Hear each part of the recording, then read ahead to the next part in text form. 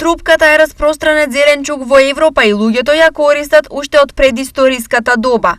Често се сместува меѓу коренестите билки како макдоносот, селерот и компирот, но таа е дел од фамилијата на зелки, исто како брокулата и прокелјот. Пребогата е со хранливи материи, а многу сиромашна со калории. Трупката е топчесто растение која се користи исклучиво за салата. Иначе има люта и блага. Благата люта е за салата, а додека црната трупка е малку лековита. Астма, бронхит, црна каждолчка, бубрик, реума.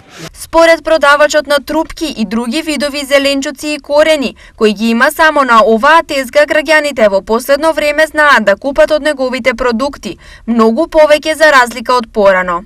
Купувате и тоа многу почнаа да купуват трупка, дајкону, се купуват сега. Што се однесува до трупката, некои од граѓаните добро знаат што е трупка и како да ја искомбинираат во исхраната, но некои никогаш не пробале или не слушнале за неа.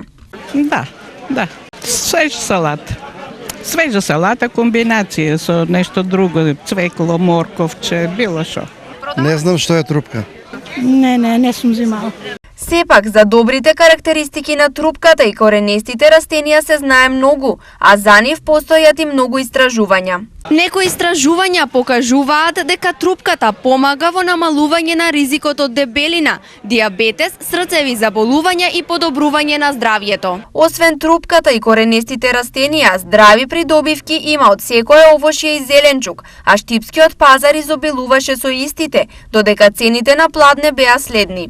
Домат 70, пиперка 60, компир 40, краставица 50, брокула 100, корнишони 60, круша 50, грозје 50, карфиол 70 и прас 50 денари за килограм.